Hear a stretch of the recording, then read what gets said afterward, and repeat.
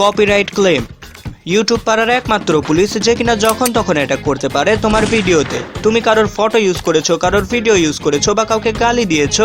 ও sorry, গালিটা ওর department. যাই হোক, যে কোনো কারোর যে কোনো কিছু ইউজ করলে ভিডিওতে আসতে পারে কপিরাইট ক্লেম। বাট সমস্যা তখন শুরু হয় যখন ভিডিওতে কপিরাইট স্ট্রাইক চলে আসে। কারণ পরপর 3টা স্ট্রাইক খেলে ইউটিউব তোমার চ্যানেল নিজ দায়িত্বে ডিলিট করে দেবে। 21 সালে আমি আমার ভিডিওতে হিন্দি নাটকের ক্লিপ ইউজ করেছিলাম। সকালে উঠে দেখি চ্যানেলই গায়েব। তাই তোমার সাথেও যেন এমনটা না হয়, এজন্য আজকে দেখাবো কিভাবে ভিডিও থেকে কপিরাইট ক্লেম রিমুভ করতে হয় এবং স্ট্রাইক যাতে না আসে সেজন্য কিভাবে সতর্ক থাকতে হবে তাও শেখাবো। তো চলো শুরু করি। কপিরাইট ক্লেম কেন আসে এটা আইডেন্টিফাই করতে পারলেই আমরা ক্লেম রিমুভ করার সলিউশনও সহজে পেয়ে যাব। আসলে যখন আমরা কোনো ভিডিও আপলোড করি তখন সেখানে ইউটিউব একটা কন্টেন্ট আইডি দিয়ে দেয়। এই কন্টেন্ট আইডিটা ইউটিউব ডাটাবেস স্টোরেজ সফটওয়্যারে জমা থাকে। পরবর্তীতে যখন একই ভিডিও বা ভিডিওর অংশ আপলোড হয় তখন ইউটিউব ওই ভিডিওকে মিলিয়ে দেখে কন্টেন্টটি আসল কিনা। এভাবেই মূলত কপিরাইট ডিটেক্ট হয়। আর এই সেকশনে যদি ধরা নাও পড়ে তাহলে ভিডিওর আসল মালিক তার ভিডিও কোথাও দেখা মাত্র ইউটিউবকে জানায়। ইউটিউব তখন তোমার ভিডিওতে কপিরাইট দিয়ে দেয়। এটা অনেক সময় ম্যানুয়ালি বা বটের মাধ্যমে হয়ে থাকে। অনেকে মনে করেন যে 30 সেকেন্ড বা তার কম সময়ের ক্লিপ ইউজ করলে নাকি কপিরাইট আসে না, বাট এটা মোটেও সত্যি না। তুমি যদি কারোর 5 সেকেন্ডও ইউজ করো তাহলে সে ক্ষমতা রাখে তোমাকে কপিরাইট দেওয়ার। তাহলে ক্রিয়েটিক্স অনেকে যে হুবহু কন্টেন্ট কপি করে তাদের সমস্যা হয় না কেন?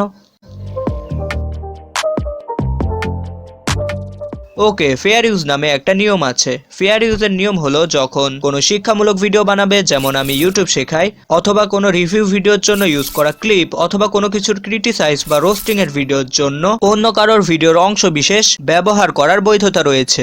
সহজ কথায়, তোমার কন্টেন্টকে সাপোর্ট করতে যদি অন্য কোনো কন্টেন্টের অংশ বিশেষ ইউজ করো তাহলে সেটা হবে ফেয়ার ইউজ। তবে ক্লেম চলে আসলে আমাদের চেষ্টা করতে হবে যত দ্রুত সম্ভব সেটাকে রিমুভ করে দেওয়া। কারণ ভিডিওতে ক্লেম আসলে বেশ কিছু সমস্যা হয়, আর এটা নির্ভর করে কী ধরনের ক্লেম এসেছে তার উপর। কী ধরনের কপিরাইট ক্লেম এসেছে এটা চেক করতে আমরা প্রথমে কপিরাইট সেকশনে যাব। এখান থেকে ডিটেল দেখাবে। প্রথমে আসে কোথায় সমস্যা, মিউজিক নাকি ক্লিপ। এরপর কপিরাইট অনারের নাম, অ্যান্ড লাস্ট হলো কপিরাইটের এফেক্ট। এখানে একটু মনোযোগ দিয়ে বুঝতে হবে, কারণ যদি এখানে বুঝতে ভুল হয় তাহলে তোমার চ্যানেলে স্ট্রাইক পর্যন্ত আসতে পারে। তো এফেক্টে যদি দেখায় মনিটাইজ ক্লেমড, এর মানে হলো তোমার ভিডিও থেকে যা ইনকাম হবে তার কিছু অংশ ওই মিউজিকের আর্টিস্ট বা ভিডিওর কপিরাইট অনার পাবেন। এমনকি তোমার চ্যানেল যদি মনিটাইজ নাও হয় তাও ইউটিউব তোমার চ্যানেলে অ্যাড রান করবে এবং তোমাকে বাদেই ওরা ইনকাম ভাগাভাগি করবে। এই জাতীয় ক্লেম সাধারণত মিউজিকের ক্ষেত্রে হয়ে থাকে। এই জাতীয় ক্লেম রিমুভ করতে হলে ডেসক্রিপশন বক্সে পুরো মিউজিকের ডিটেল লিখতে হয়। যেমন আমি আমার ডেসক্রিপশনে লিখে থাকি আর্টিস্ট নেম, মিউজিকের নাম, যদি কোনো লেবেল থেকে মিউজিক আসে তাহলে লেবেলের নাম, অ্যান্ড লাস্ট মিউজিক্যাল লিঙ্কটা দিতে হয়। বাট তারপরও অনেক সময় এই ক্লেম যায় না। চিন্তার কারণ নেই, ইনকাম শেয়ার করাই এই ক্লেম কোনো ক্ষতি করবে না। কিন্তু যাতে স্ট্রাইক না আসে সেজন্য ক্রেডিট মাস্ট দিতেই হবে। যেমন দেখো, এখানে মিউজিক ইউজ করার কারণে দেখাচ্ছে নট এফেক্টেড। তুমি যদি সরাসরি অন্যজনের ভিডিওর ক্লিপ ইউজ করো অ্যান্ড এর জন্য যদি কপিরাইট ধরে তাহলে তোমার ভিডিওর র্যাঙ্ক কমে যেতে পারে। যার কারণে এখন আমরা কপিরাইট অংশ বাদ দেওয়া শিখব। এজন্য আমরা ভিডিওতে ঢুকে কপিরাইট সেকশনে যাব। এখান থেকে সিলেক্ট অ্যাকশনে ক্লিক করলে আরেকটি পেজ ওপেন হবে। এখান থেকে আমরা ট্রিম আউট সেগমেন্ট সিলেক্ট করে কন্টিনিউয়ে ক্লিক করব। এবার তোমার ভিডিও যে অংশ সমস্যা তা সিলেক্ট করা থাকবে। এখান থেকে সেভে ক্লিক করলে ওই অংশ ডিলিট হয়ে যাবে অ্যান্ড কিছু সময়ের মধ্যেই ক্লেম উঠে যাবে।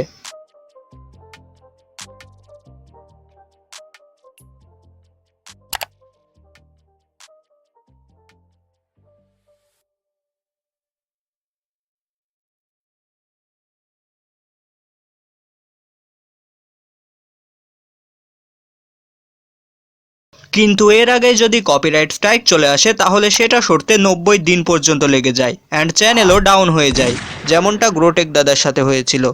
অনেকে স্ট্রাইক আর ক্লেমের মধ্যে পার্থক্য বুঝতে পারে না। ক্লেম হলো ওয়ার্নিং পর্যায়ের আর স্ট্রাইক হলো শাস্তি পর্যায়ের। তোমরা যদি কপিরাইট স্ট্রাইক নিয়ে কোনো ভিডিও চাও তাহলে এই ভিডিওতে 200 লাইক কমপ্লিট করো, আমি ভিডিও বানিয়ে দেব। আর কোথা থেকে দেখছো তা কমেন্টে জানিয়ে দিও, কারণ বিভিন্ন জায়গার মানুষের সাথে পরিচিত হতে আমার দারুণ লাগে।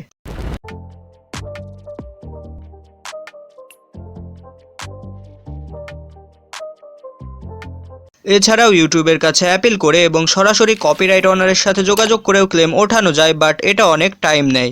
কখনো কখনো 1 মাস বা তারও বেশি সময় লাগে রেজাল্ট আসতে, বাট ফলাফল শূন্য। আর কপিরাইট অনারদের রিপ্লাই পাওয়া মানে হলো সোনার হরিণ পাওয়ার মতো ব্যাপার।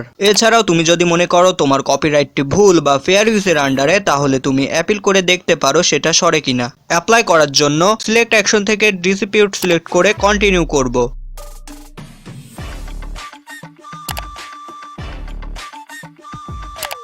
এখানে একটা পেজ ওপেন হবে ওভারভিউ নামে। এখান থেকে আবার কন্টিনিউ ক্লিক করব। এবার আমরা 3 নম্বরে সিলেক্ট করব, যেটা ফেয়ার ইউজ।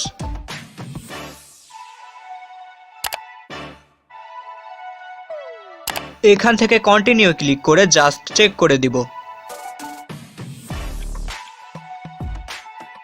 তারপর আবার কন্টিনিউ ক্লিক করলে এই পেজে নিয়ে আসবে।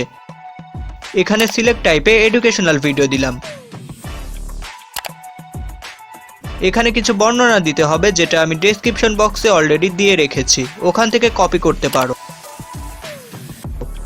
এবার একটু নিচে এসে 2 নাম্বারটা সিলেক্ট করব।